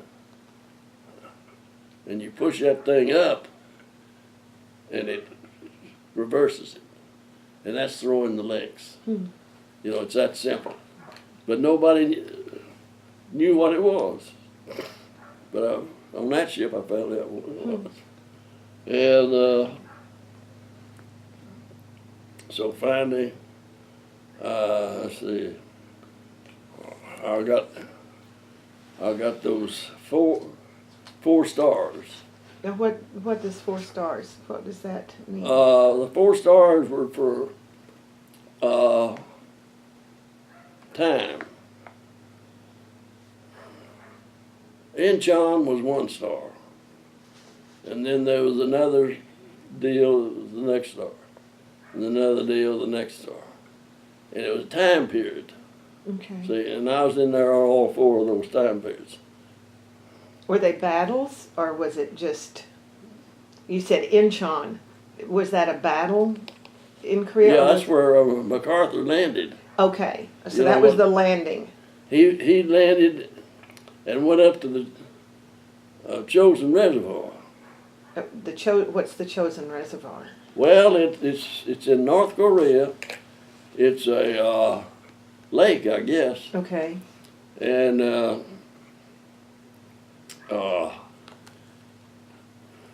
the Marines got up there, and MacArthur was bombing China, and the Chinese were raising the hell about it. You know, the damage they were doing, and so you know, MacArthur was always doing something to get him in trouble. But anyway, it was decided that we would, if they'd let us inspect it, we'd go up there and repair it. And there wasn't any more complaints after that. They didn't want us up there. Anyway, in the Chosen Reservoir, there's an organization, the Chosen Few. Okay, that's the name of the organization? Okay. It's a Marine organization. Okay. Now, if you see the Chosen, it shows them coming back 40 below zero, walking. You know, there's telling about one guy that had part of his skull missing. Oh my goodness. And they just pushed him over the side and made him freeze to death. Well, they didn't have anything. Right. You know, people are so tax-wise, you know, nobody wants to get their taxes raised. Right. You know, but if you want anything, you wouldn't have to pay for it. Right. Well, we didn't have anything. We were up there fighting for nothing because people wouldn't pay their taxes. You know, I've always advocated that there be a defense tax. You know, if they want the Defense Department, we're the world's policemen. You know. Right. But anyway, I'm a member of the Chosen Few. You're a member of the Chosen Few. I'm a member of the Chosen Few. Were you part of that group that marched back from Well, up there? the requirements were that if you were in Korea in November, December 1950, you're eligible. Oh.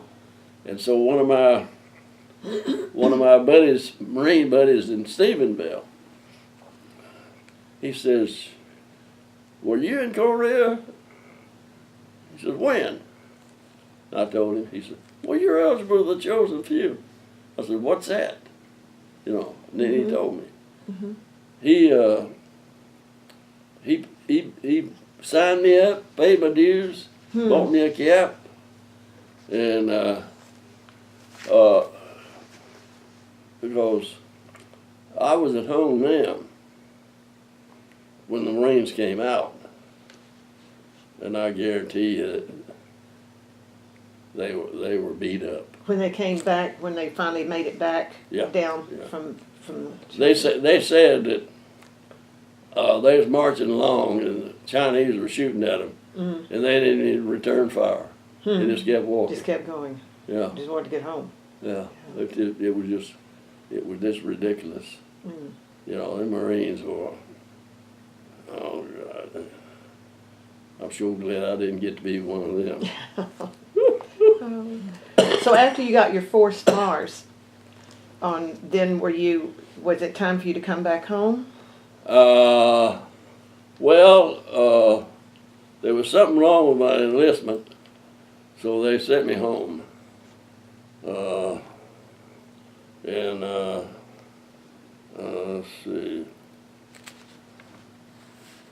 let's see. Did I cover do the sound? Yes. Okay. Mm-hmm.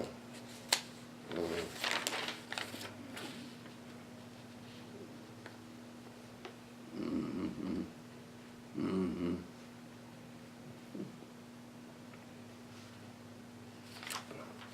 Anyway,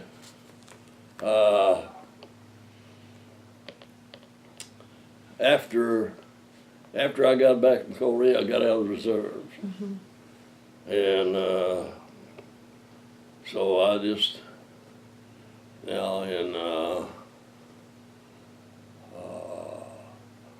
I moved back when I retired in 1984. When I retired, I decided, I said, where am I going to retire to? I was living in Grand Prairie, or Irving, one of them. And I said, where am I going to retire to? I think I'll go home. So I went back to Stephenville, and I joined the American Legion. I was commander from 1990 to 94.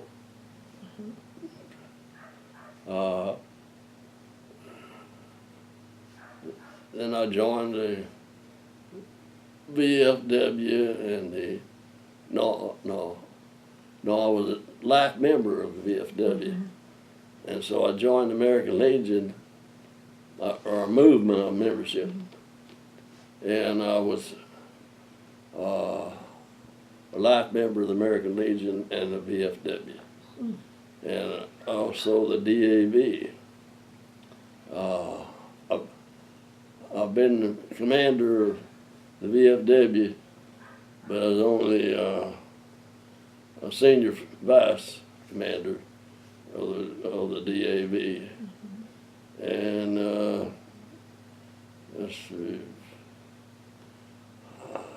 So now you're here with your grandson here in Bedford, but your home is in Stephenville? Yeah. Is that correct? Okay. Yeah, we're going back to Stephenville. Right.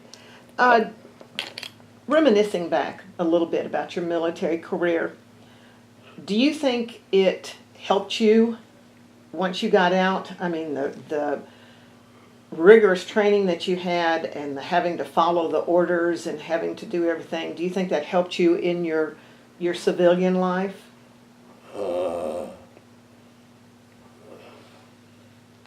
Let's say there wasn't a lot of rigorous training. Okay. There wasn't any. Okay.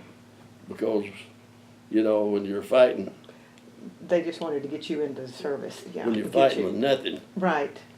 you're just out there Right. trying to do what you can. Right. Right. But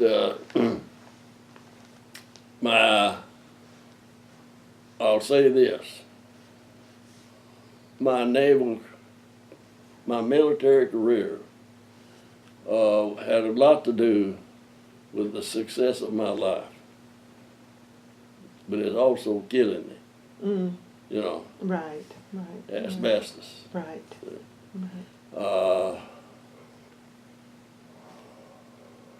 And the thing is, where the military helped was the GI Bill. See, and I didn't really use. See, I'm a graduate mechanical engineer, but I'm not a mechanical engineer. I'm an industrial engineer. And an industrial engineer, see, I go to a psychiatrist. I go to a psychiatrist every 6 months. And I'm a firm believer that a psychiatrist has never cured anybody of anything. You know. In other words,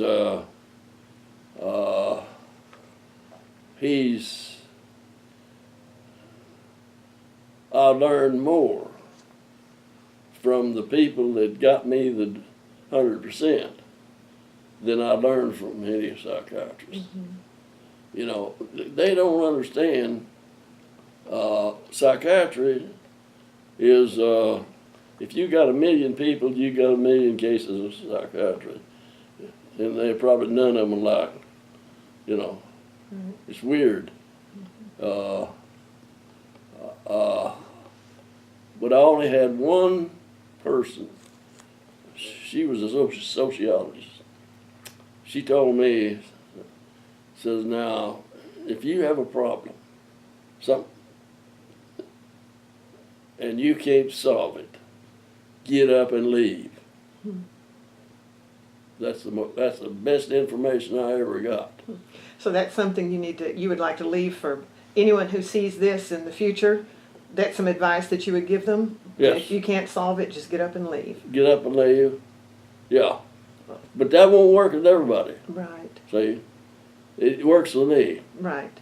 Right. And all them pills they give you, they help some people and they don't help anybody. Right. There's people they don't help. It's individual things. But they got a jillion of them. Right. You know. Right. Well, in the future, generations that will see this interview, because this is going to be at the Library of Congress. Let me tell you one other thing. I'm a member of the Million Veterans deal. Okay. If I think of something, I have to say it or That's I'll right. forget No. it. That's Yeah. fine. In other words, I went to Waco, and they took blood samples for my DNA, and I'm sure what they're, at least this is the way I think they're going to do, is sometime in the future, when they recruit somebody, they're going to take their DNA before they recruit them. Well, I had friends that went through the same thing I did, and it drove me crazy and didn't bother them at all. You know, they just thought it was nothing. And that's the, but there's something different about his DNA than me. Anyway, that's I want to throw that in. Right. No. That's fine. This is your interviews. Yeah. But in the future, people will be seeing this interview. Your family will have a copy of it. There'll be a copy at the Library of Congress in Washington, D.C. Yeah. Anyone who looks at this in the future, is there anything that you would like to say, any kind of parting wisdom or anything that you've learned through your many years of life that you would like to let them know? I'm not the same person that I was born with. I was in my hometown, it was segregated. And there was no Catholics. If there was any Catholics in that town, they kept it to themselves. It was just, they did, you know, they would be, if they announced it, they would be ostracized. See? Well, then when I went into service, I ran into all brands of Catholics. You know, there was many of them that is Protestants, which brings me to something else. When on my dog tag it had A-P, and I kept asking people what that P stood for, and nobody knew. I said, well, it just means I'm a Protestant. Could be. It's A positive. Oh, okay, that's what it was. It was A positive. I finally been, it was A positive. Yeah. No, but anyway, I started out a conservative and ended up a liberal. But I'm not that liberal. There's things, now, what I say, the Catholic Church in Mexico at that time was a lot different than one in the United States. The Catholic Church in the United States is Americanized. You see what I mean? They've changed. Where in Mexico, maybe they haven't changed. So they still don't eat meat on Friday. But anyway, it's broadened me. See? And I think about the Muslims, and nobody, I don't think anybody has come up with the right answer to that. And my answer would be any organization that advocates killing anybody would be outlawed. In other words, they're supposed to kill the infidels. You infidels are supposed to be killed. Hey. Right. But I think over years that they'll even change that. In other words, they'll just ignore it. I think it, and I was a white supremacist, but I've come to the conclusion that that anybody born today can get educated. I don't care what color they are, and they can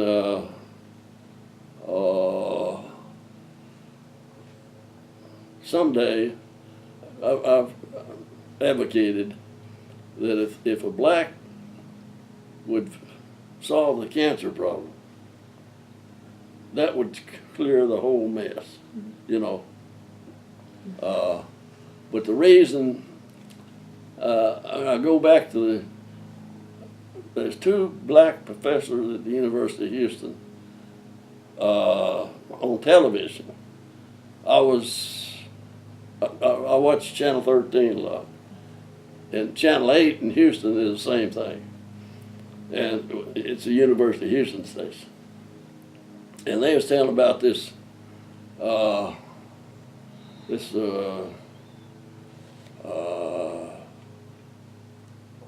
black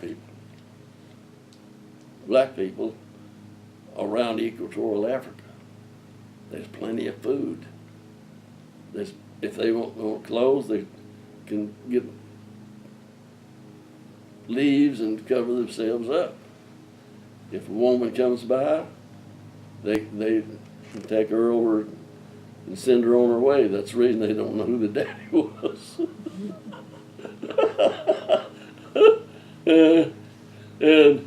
But said that he didn't say that part. But anyway, they said that you take them white people. Now, they lived up there in them caves. They didn't have nothing. They couldn't grow nothing. And if they wanted something, they got to go kill somebody to get it. And after that, I was infantryman. I said, damn bunch of killers. Yeah, but I've learned to laugh about a lot of things that I used to be real serious about. Right. But now my grandson, one thing I'm really against, and that's destroying history.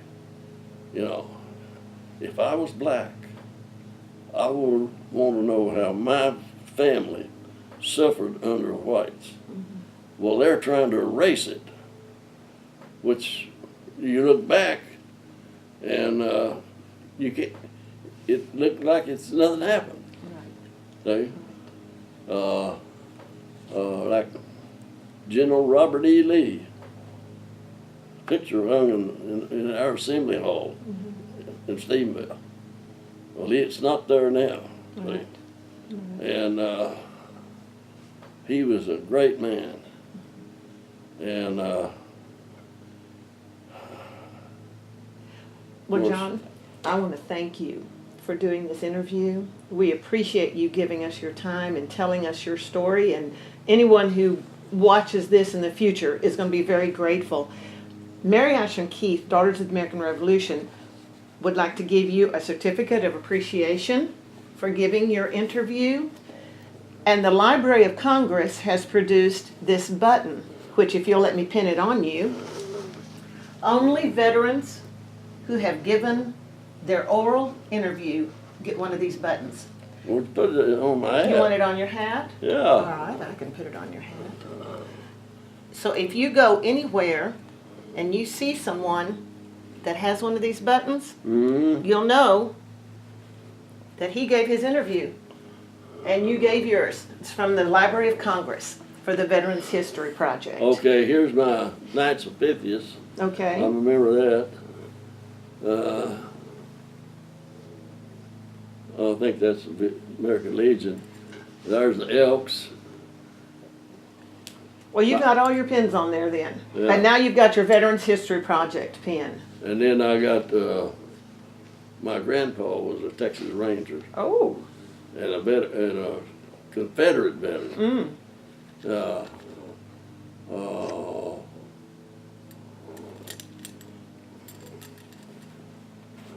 Now this is not my real hat. No, no. My real hat has all my Right. I have a picture. I've made a donation to the American Legion Post 240 in Stephenville, and they're going. Let's see. Back in 40 and 90, when I came back to Stephenville, the American Legion was defunct, you know, and I was commander 4 years in a row, and we kind of rebuilt that building, and then we got into bingo, and we spent a lot of money on that building, and I helped build that building when I was on the NYA. You know what the NYA is? No, I don't. National Youth Administration. Okay, yeah. That's FDR. Okay, now remember, I Then knew I there was was, yeah, I was on the WPA. right. Now that one I know, the, Yeah. work, something, PWA. PW, People's, PWA was, now we have a building in Stephenville, it's a rec hall. It was built by PWA. Now we have creeks relined, you know, things like that. Was the WPA. And then they did roads. I worked on roads. well, it was a way for people to earn money during Well, that time. You know, they did some crazy things. My daddy planted some cotton, and the government paid him to go out there and plow it up. Yeah. Now, see, there's something I wanted to say, but I can't remember what it was. Well, But anyway, they bought cattle, dug a hole and buried them. You know, killed them and buried them. What they was trying to do was to create a shortage. You know, people didn't have any money. In my youth, people kind of took care of each other, you know, and we was agriculture. You could go. We we'd just been driving through the country. We'd stop at strangers' house, and they'd feed us, you know, Right. invite us in to eat, Right. spend the night. They don't do that anymore. No, they don't. See, we're not an agriculture country anymore. No, we're not. Well, So- John, thank you so much for your interview. We appreciate you giving your time and doing this. Well,